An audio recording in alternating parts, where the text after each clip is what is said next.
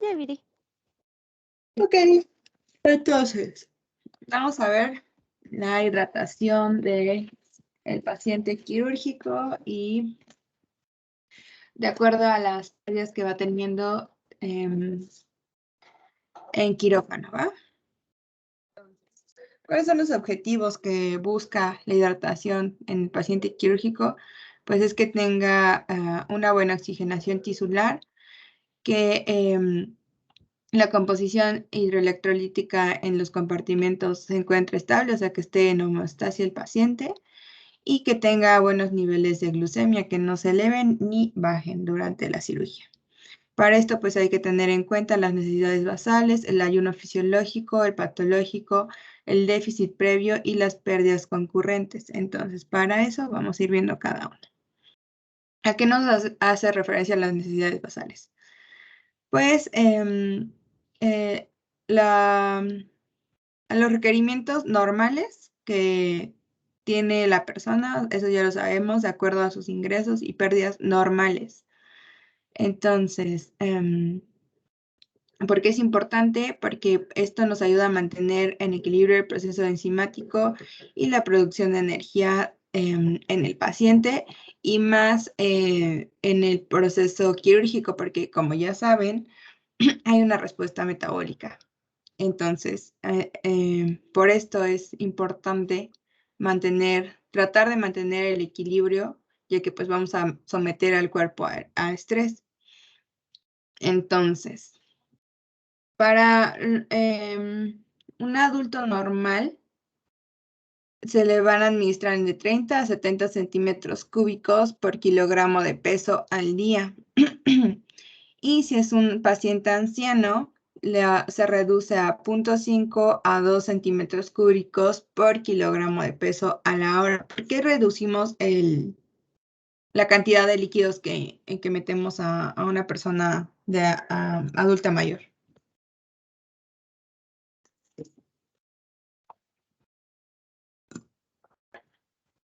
Pues por sus necesidades propias, ¿no?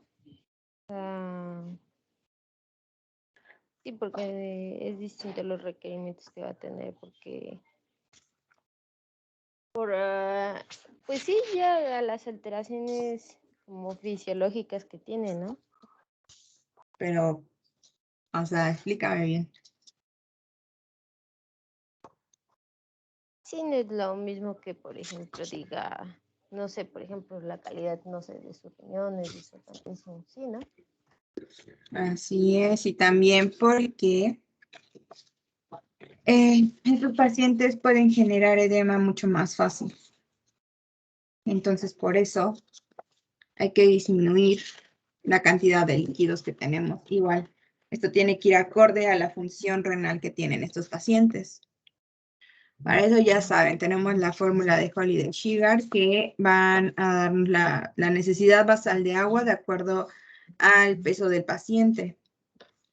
Entonces, pues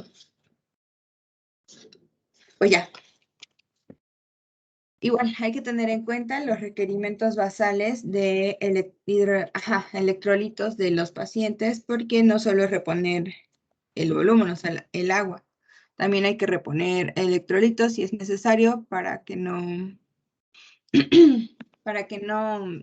pues, se desequilibre. Entonces, los requerimientos basales al día de una persona normal de sodio son de entre 30 a 50 mil equivalentes por metro cuadrado de superficie corporal. De potasio son de 20 a 30 mil equivalentes por metro cuadrado de superficie corporal. Ya saben sacarlo de la superficie corporal.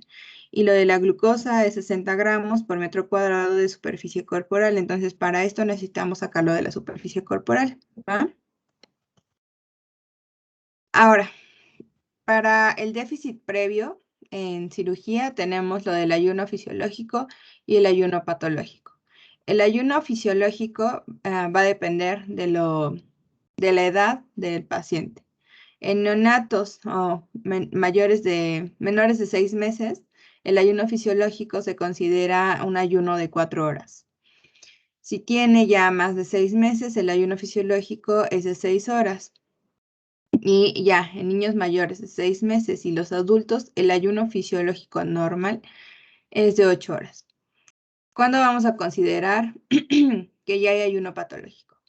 Cuando ya pasó más tiempo del ayuno fisiológico. Por ejemplo, un adulto que ya tiene un ayuno mayor a 8 horas. Entonces, para sacar las necesidades basales de acuerdo al déficit previo que ya tiene un paciente, vamos a multiplicar las horas del ayuno fisiológico y el patológico con las necesidades basales. O sea, el ingreso normal y las pérdidas lo van a multiplicar por las horas que ya lleva de ayuno patológico. ¿Sí me di a explicar? Creo que sí. Bueno, igual ahorita traemos ahí ejercicios. Otra cosa a tomar en cuenta, ya sabemos, las alteraciones de las pérdidas anormales. Entonces, si aumenta la temperatura, pues vamos a tener que ajustar las pérdidas. Se van a perder 150 mililitros por cada centímetro mayor a los 37 grados, cada 24 horas. O se puede sacar por hora, o sea, no por día. Por ejemplo, si tuvo 3 horas de fiebre, pues nada más utilizamos la de... Ay, espera, ¿dónde está mi puntero? Esta, la de 6 mililitros, sustituimos las horas por cada grado mayor a los 37 grados de temperatura que pues tuvo. ¿Ok? Por ejemplo, si tuvo 3 horas, aquí ponemos el 3 y tuvo 39. Entonces, aquí ponemos los 2 grados de temperatura más que tuvo este paciente. ¿Ok? Luego, la sudoración, pues va de la mano con si tiene fiebre. Entonces, una sudoración leve se considera una sudoración que va de los 500 mililitros al día. Severa si son 1000 mililitros por hora. Entonces, lo normal sería que se pierdan de 500 a 700 mililitros al día. Y igual, la respiración, pues son las pérdidas insensibles a través de la respiración.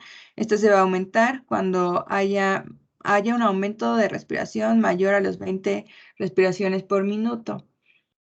Entonces se le van a agregar 100 mililitros por cada 5 respiraciones más a las respiraciones normales que tenga. Esto es para calcularlo al día.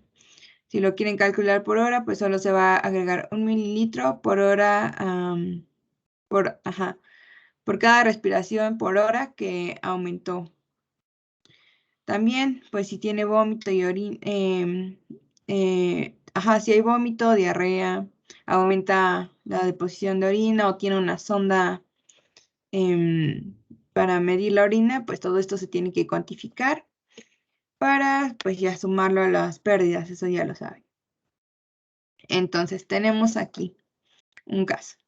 Tenemos a una paciente femenina de 57 kilogramos, 35 años de edad, que inició su ayuno a las 10 p.m. para ingresar al hospital a cirugía programada a las 11. Entonces ingresa al hospital a las 7 y la cirugía es a las 11, pero ya tiene un ayuno desde las 10 p.m. Entonces, esto es para lo de el requerimiento de líquidos de acuerdo a lo de Holiday Sugar, ¿no? Entonces quedamos que los primeros 10 kilos de peso van a ser 100 mililitros. Entonces, llevamos ahí 100 a 1000 mililitros, luego los otros 20 y los 20 restantes.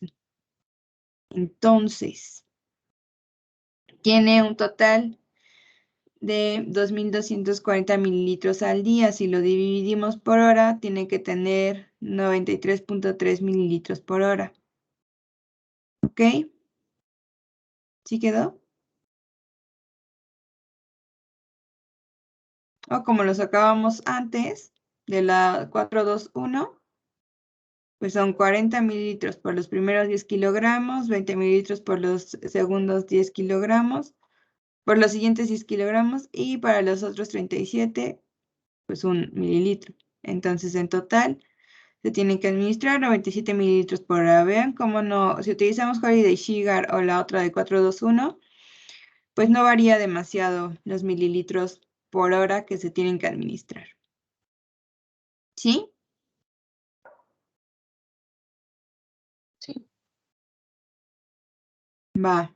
Entonces, ahora vamos a ver lo del ayuno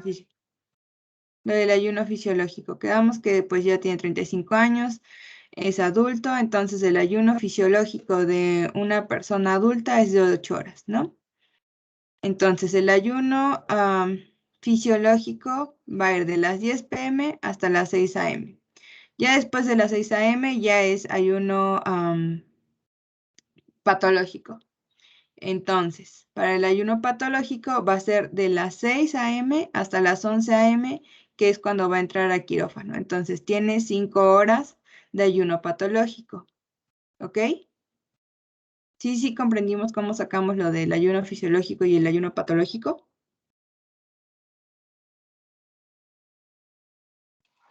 Ay, a mí no me quedó muy bien, muy claro. ¿Sí podrías repetirlo? Va. Quedamos que la paciente tenía una cirugía programada a las 11 a.m. Para esto, la paciente inició su ayuno a las 10 p.m. Entonces, acuérdense de esta tablita. Les dije que el ayuno fisiológico para neonatos es de 4 horas. Para niños mayores de 6 meses, 6 horas. Y para niños mayores de 6 meses y adultos es de 8 horas. Esto es lo normal. Entonces, si inició su ayuno a las 10 p.m., vamos a contar 8 horas. Entonces, 10, 11, 12, 1, 2, 3, 4, 5, 6. A las 6 a.m. termina ese ayuno fisiológico. Y después de eso, todo el tiempo que pase después de las 6 a.m. hasta que tenga un ingreso de comida, de líquidos, se considera ayuno patológico. Entonces, de las 10 p.m. más 8 horas para calcular el ayuno fisiológico fue de las 10 p.m. a las 6 a.m. Pero quedamos que va a entrar a cirugía hasta las 11 a.m. Entonces, de las 6 a las 11, pues son 5 horas, ¿no? Esas 5 horas son de ayuno patológico. ¿Sí? Y ahora sí. sí, ya te entendí. Y así vamos a hacer con todos los pacientes. Luego, para el prequirúrgico quedamos que tiene que tener una reposición de 97 mililitros por hora. Estas 97 mililitros por hora, si son aplicadas en el prequirúrgico, tienen que ser dentro de las 5 horas, ¿no? Entonces, si esto los 97 mililitros lo dividimos entre 5, se tienen que administrar 485 mililitros por hora. ¿Ok? Sí, ¿Sí? Viri. ¿Se multiplica por 3 por la reposición o cómo?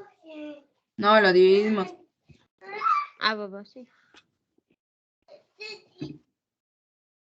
A ver. No es cierto. Lo multiplicamos por 5, que son las horas. O sea, teníamos que debíamos administrar 97 mililitros por hora a esta paciente de acuerdo a su peso. Esto se tiene que aplicar en el prequirúrgico y en el tiempo prequirúrgico quedamos que son 5 horas. Estas 5 horas, pues son lo que vamos a multiplicar 97 por 5 horas y se tienen que administrar en estas 5 horas 485 mililitros. ¿Sí? 97. Ya, Viri, sí. Ahora, ¿qué solución Sí. vamos a utilizar? Solución fisiológica, glucosa al 5%. Eso está mal, porque la salina es la fisiológica, está mal aquí. O Ringer lactato.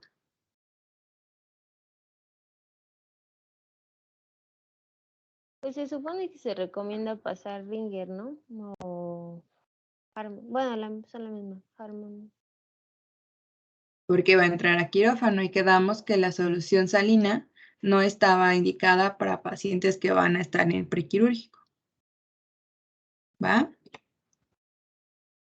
Y pues la glucosada no, porque no sabemos cuánto tenga aquí de glucosa. Si se encuentra bien, podríamos utilizar también la glucosa, el 5%. Entonces, en el prequirúrgico se tiene que administrar el 50% de estos líquidos al menos 1 hora antes de la cirugía. ¿Ok? Entonces, si se tenían que administrar 485 mililitros dentro de las 5 horas, para que entrara a quirófano se le tenían que haber administrado al menos 242.5 1 hora antes de la cirugía. ¿Ok? Luego, ya en la segunda hora de la cirugía se le tiene que administrar el otro 25% de estos líquidos. Entonces, si ya van más de 2 horas en cirugía, se le aumentan el 25% del líquido que se le tenía que administrar. Si la cirugía se prolonga más, o sea, a una tercera hora, se le administran otros 25% de la cantidad de líquido que se le tenía que administrar. ¿Sí? Sí, mire. Sale, esto no se los olvide. Entonces, ahora tenemos una paciente femenino de 57 kilogramos de peso, tiene 35 años, inició ayuno a las 10 p.m., ingresa al hospital a las 7 a.m., con cirugía programada a las 11 a.m. En el prequirúrgico se le administraron 485 mililitros de solución salina, el 0.9%, o se le podrían administrar 485 mililitros de solución glucosada al 5%. De estas dos, si tienen estas dos, ¿cuál van a elegir para el prequirúrgico?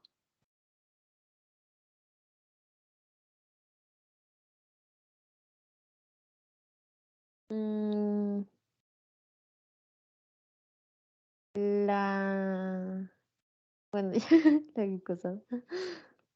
Esta no, ¿por qué? Por el riesgo de acidosis que tiene que administrar. No,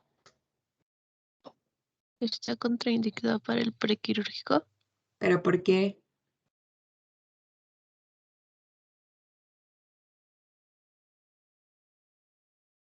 Hello, darkness, my old friend. Por eso, ¿no? Todas las alteraciones metabólicas que tiene. Pero explíquenme. Soy un alumno, les estoy preguntando, ¿por qué no le puedo dar la solución salina? ¿Qué le dicen a ese alumno que les está preguntando? Pues es que como tal es isotónica. O sea, es una solución isotónica. O sea, no es como que alteraría por completo, pero no. Creo que por su composición de sodio y, bueno, por eso cloruro de sodio, lo hace más propenso a sufrir de una acidosis metabólica, principalmente por el cloro, ¿no? O sea, porque puede modificar La esos solución electrolitos. no tiene cloro, Sí, cloruro de solo sodio. tiene sodio. Ah, sí, es cierto, perdón. No, pero eso ya sería como que más a largo, o sea, si se la administras por mucho tiempo. Pero pongamos que esta paciente va a entrar por una apendicectomía. No va a tardar más de máximo 2 horas y ya sería mucho. Entonces no le vas a administrar tanto líquido ni en mucho tiempo como para que crees una afectación cerebral, ¿sabes? Pero ¿por qué no preferimos la solución salina? Está contraindicada en el tiempo prequirúrgico, pero ¿por qué? ¿Qué tiene de diferente la solución salina y la solución glucosada? Que la salina es hipertónica, que su composición tiene más líquidos. No. Tenemos diferente solución salina. Aquí está el 0.9%. ¿Esa es hipertónica? No, o sea, la glucosada. La glucosa del 5% no.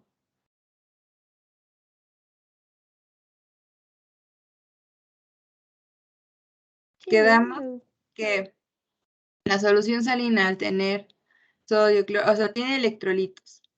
Entonces puede favorecer la retención de líquidos, o sea, el edema. La glucosada pues solo tiene glucosa, no tiene otro electrolito que favorezca esta retención de líquidos. Ni va a hacer que aumente nada, o sea, pues solo es la glucosa. Y además recuerden que esta paciente lleva en ayuno. Entonces, si tiene ayuno, pues es mejor que le pongan una glucosada, porque igual, no solo tiene ayuno fisiológico, ya tiene 5 horas de ayuno patológico. Entonces ya requiere glucosa. Quedamos que tiene que estar en homeostasis la paciente, no tiene pérdida de electrolitos, entonces no hay que reponer ningún electrolito. Si ustedes reponen con solución salina, se va a edematizar su paciente. Por eso está contraindicada la solución salina, porque favorece la retención de electrolitos y la formación de edema. Y se las expliqué eso.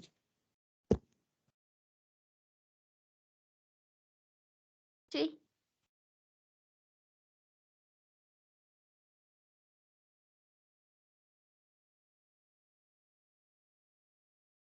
Ok, permítanme.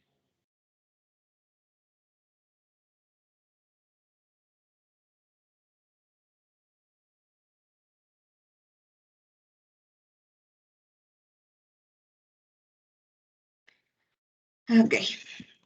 Entonces, quedamos que la correcta a aplicar, porque va a entrar a quirófano, es la solución glucosada. Entonces, aquí en sustancia hospitalaria mencionan que tuvo fiebre de 38 grados por 2 horas. Fueron cuantificadas. Y se controló justo antes de que entrara a cirugía con paracetamol y medios físicos y no presentó otra pérdida. Entonces, hay que calcular las pérdidas que tuvo en estas 2 horas de fiebre. Tuvo 38 grados centígrados. Entonces, quedamos que se le van a aumentar 150 mililitros por cada grado mayor a los 37 grados centígrados por cada 24 horas. O si lo sacamos por hora, 6 mililitros por hora. Entonces, si lo sacamos al día, son 154 entre 24. Esto va a ser igual a 6.25.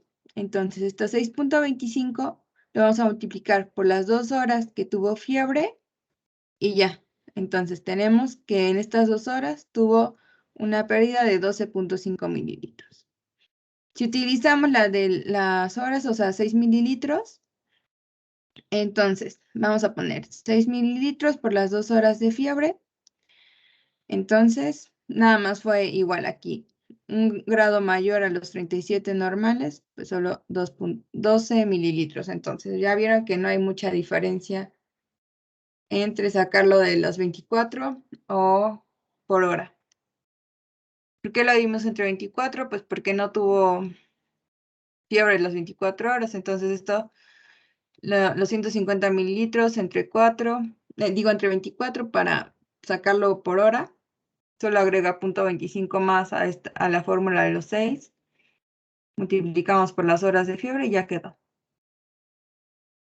Si hubiera tenido más, esto se tendría que multiplicar por los grados de temperatura extra que tuvo esta paciente, ¿ok? Pero como solo fue un grado más de lo normal, pues no se tiene que hacer. ¿Va? Sí, sí. Sale.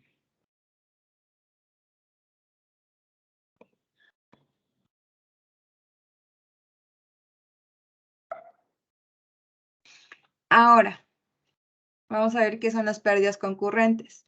Las pérdidas concurrentes son las que se van a dar a través de las cavidades abiertas, por exposición visceral o por el líquido que se vaya a espacio intersticial, ya saben, arresto en tercer espacio, derrame pleural, peritonitis, etc., etc. También entran aquí las pérdidas sanguíneas que se dan dentro del hospital o más específicamente dentro del quirófano.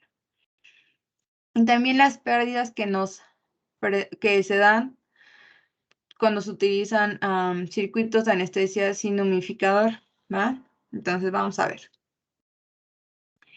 Aquí igual, está esta tablita que de acuerdo a la magnitud de la cirugía son los mililitros que se pierden de sangre.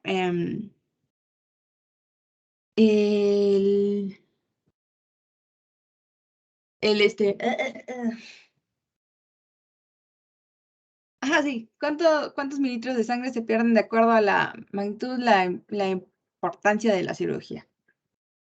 Una magnitud baja de la cirugía, o sea, son procedimientos de mínima invasión, donde la pérdida de sangre es menor a los 200 centímetros cúbicos de sangre. ¿Cuáles entran aquí? Pues biopsia de mama, citoscopía, broncoscopía, hernioplastia, etc. Entonces, para una cirugía pues, de bajo riesgo de pérdida sanguínea, vamos a calcular de entre 1 a 2 mililitros por kilogramo de peso del paciente por hora de la cirugía. Para una cirugía moderada, es considerada una donde es moderadamente invasiva, donde las pérdidas van a ser hasta de 1000 centímetros cúbicos con una morbimortalidad moderada, relacionada directamente con el procedimiento, no a la patología del paciente. Aquí pues entran cirugías que son laparotomías, de histerectomía, colecistectomía, todo lo que sea pues abierto, no laparoscopía. Así el abierto es eso, que se hace la incisión por laparotomía. Entonces, en estas ya tiene un riesgo moderado de pérdida sanguínea. Se va a calcular de 6 a 10 mililitros por kilogramo de peso del paciente por hora que dure la cirugía. Una que sea alta, pues son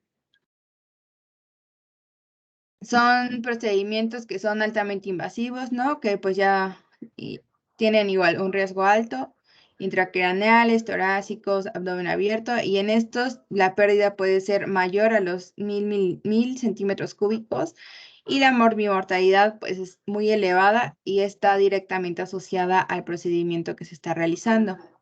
Entonces, como les digo, los procedimientos que están asociados mayormente a la pérdida alta de sangre, pues son cirugías intracraneales, resección hepática, pulmonar, cirugías cardíacas, procedimientos aórticos. Entonces, para esto lo vamos a calcular de 11 a 15 mililitros por kilogramo por hora que dure la cirugía. ¿Sí? ¿Sí quedó claro? Sí, Billy.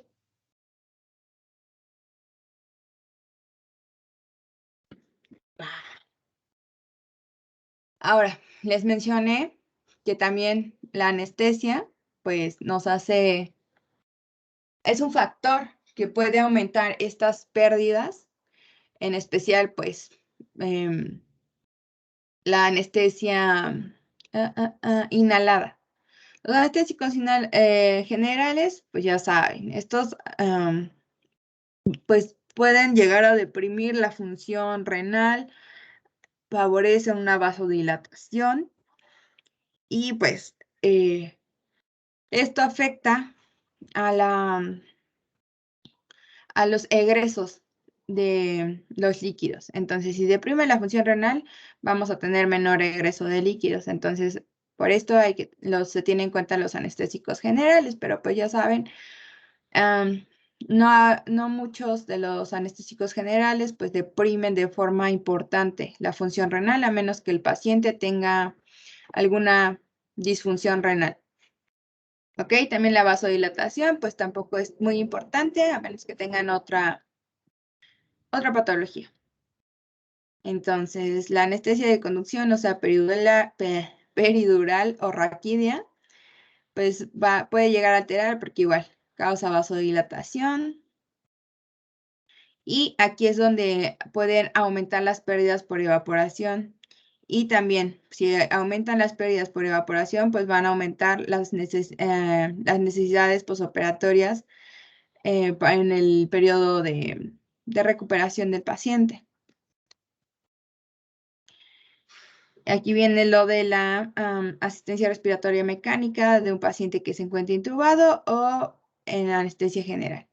Aquí van a aumentar las pérdidas de los líquidos si no se utiliza un calentador o un humidificador de gases. En general, pues ya la mayoría utiliza un humidificador, pero si no se utiliza y hay una ventilación positiva, va a aumentar la secreción del factor natriurético auricular, entonces esto aumenta la excreción de sodio y agua. Entonces, en circuitos que no tienen humidificador, las pérdidas las vamos a calcular 2 mililitros por kilogramo de peso por hora que tuvo este circuito, ¿ok? Y en este caso, pues no vamos a mantener una solución glucosada. Si tenemos que estar perdiendo sodio y agua, en este caso, si utilizamos la solución salina al 0.9%. ¿Sí quedó? Sí, o sea, por ejemplo, igual por el tiempo que se mantenga el paciente intubado se va a multiplicar 2 mililitros por kilogramo de peso por hora, es lo que entendí, ¿no? Así es. Va. Entonces sí. En paciente intubado, no es cierto. En paciente intubado sí se utilizan humidificadores. Pacientes, a menos que no tenga el humidificador, que tenga, pues sí, que no tenga humidificador. Esto se tiene que calcular en pacientes que tengan ventilación asistida y no tengan humidificador. Si tiene humidificador, pues sí están humidificando el gas que está ingresando al paciente, entonces no va a haber pérdidas. Pero si hay una ventilación a presión positiva, aquí sí hay pérdida de electrolitos. Entonces, si hay pérdida de electrolitos, calculamos esto. Solo en pacientes que tengan ventilación sin humidificar, sacamos esta pérdida. Si sí tiene un humidificador o calentador, no hay necesidad de calcularlo. ¿Va? ¿Sí, Sí, Caro? ya leí que Sí. dice sin Sí, ya humidificador. Gracias. Sí, solo en pacientes sin humidificador. Entonces, ahora vamos a ver un caso. Otra vez, femenino, 57 kilogramos de peso, 35 años, inicia ayuno, 10 p.m., ingresa a hospital a las 7, cirugía programada a las 11 a.m. En prequirúrgico, pues ya sabemos que se le tenía que administrar 485 mililitros de solución glucosada. Sabemos que tuvo fiebre de 38 por 2 horas, se cuantificó, se controló con paracetamol, no presentó otra pérdida. Y por lo de la fiebre, se agregaron 12 mililitros por pérdida de fiebre. Ahora, en el transoperatorio, se realizó esplenectomía con incisión Pribram, o sea que fue laparotomía. El tiempo de cirugía fue de 3 horas, se utilizó anestésicos generales y no estuvo intubada. Entonces, fue una esplenectomía y fue laparotomía. Entra dentro de riesgo moderado, ¿no? Entonces, quedamos que para una cirugía de riesgo moderado, vamos a calcular las pérdidas de 6 a 10 mililitros por kilogramo por hora. Entonces, vamos a utilizar el máximo, 10 mililitros por los kilogramos de peso. Quedamos que la paciente pesaba 57 kilogramos y la cirugía duró 3 horas. Entonces, lo multiplicamos y nos tiene que dar nos dice que tuvimos que haber administrado 1.710 mililitros en el transoperatorio para reponer las pérdidas que hubo de acuerdo a la magnitud de la cirugía y su duración. Hubo anestesia general, no hubo intubación, no hay que calcular pérdidas por anestesia, ¿ok? Si hubiera estado con ventilación positiva, sin humidificador, pues entonces lo hubiéramos tenido que calcular. Pero sí quedó claro cómo calculamos las pérdidas, cómo reponer líquido en el transquirúrgico de acuerdo a la magnitud de cirugía y peso del paciente y hora de la duración. Sí. Sí. Ok. Está fácil, solo hay que recordar como cuánto tienes que reponer. Ahora, ¿cómo vamos a cuantificar las pérdidas sanguíneas? Pues con las gasas. Se tienen que pesar estas gasas. Por cada gramo que pese esta gasa va a ser igual a 1 mililitro de sangre. O pues si se utiliza aspiración, pues eso es más fácil porque ya se cuantifica, ¿no? ¿Con qué cánula de aspiración utilizamos en cirugía? Chancagüey. Muy bien. Entonces, igual, en promedio tenemos que si una gasa es de 10 por 10 y está completamente empapada, va a tener 60 mililitros. Las compresas que son de 30 por 30 absorben 140 mililitros de sangre. Y las sábanas, 1000 mililitros. Esto tiene que estar empapado. Si no está empapado, pues hay que pesarlo, ¿va? Para cuantificar las pérdidas sanguíneas. Ahora lo mismo. Misma paciente, ya saben que tuvo esplenectomía, no requirió intubación. Y en la cirugía no hubo complicaciones, se utilizaron 3 gasas y una compresa. ¿Cuántas pérdidas tuvo? Quedamos entonces que hubo 3 gasas. ¿Cuánto por gasa quedamos? Una 60. Una gasa 60. Entonces vamos a multiplicar 60 por 3. Tuvo 180 mililitros por gasa. Una compresa 140. Lo sumamos. En total tuvo una pérdida sanguínea de 320 mililitros. Estos 320 mililitros se los tienen que reponer en un promedio mínimo de 3 horas, que es en el cuidado postquirúrgico. ¿Ok? Entonces, aquí pues sigue siendo lo mismo, pues la paciente sigue pesando lo mismo. Entonces se tiene que administrar 97 mililitros por hora. A estos 97 mililitros por hora se le suman los 320 mililitros que tuvo de pérdida sanguínea y se tiene que administrar por 3 horas. Entonces 97 más 320 son 417. En 3 horas se le tienen que administrar 1251 mililitros, ¿ok? Esto se le tiene que dejar indicado a enfermería.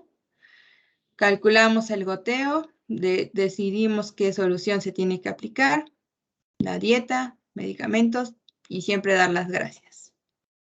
¿Va? ¿Sí quedó claro esto? Sí.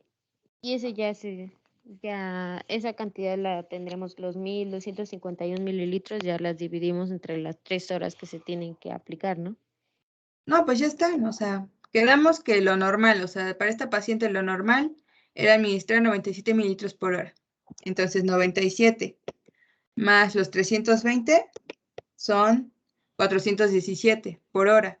Esto lo vamos a multiplicar por las 3 horas que va a estar en el postquirúrgico. Esto por 3. Dentro de esas 3 horas son 1251, ¿ok? Cada hora pues solo se le administran 417. ¿Va? Sí, Viri. Ya. Gracias. ¿Sí quedó claro? Clarísimo. Sí, Viri.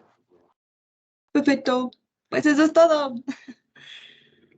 Ya saben calcular líquidos. en situaciones normales. Ya después les doy lo de hipercalemia y todo eso. Eso la verdad no lo vemos tanto aquí en cirugía. Ni se pregunta en el examen. Entonces eso se los voy a dejar al final, ¿va? Chévere. Sí, está bien. Listo. Si ya no tienen dudas, eso es todo por hoy.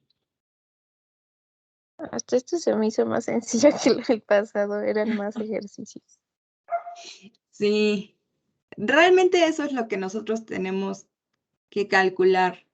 Y de hecho, pues ni siquiera lo calcula el cirujano, lo calcula más el anestesio. Pero, pues en el departamento, ustedes tienen que calcular el líquido que se tiene que administrar. Por eso se lo tienen que saber.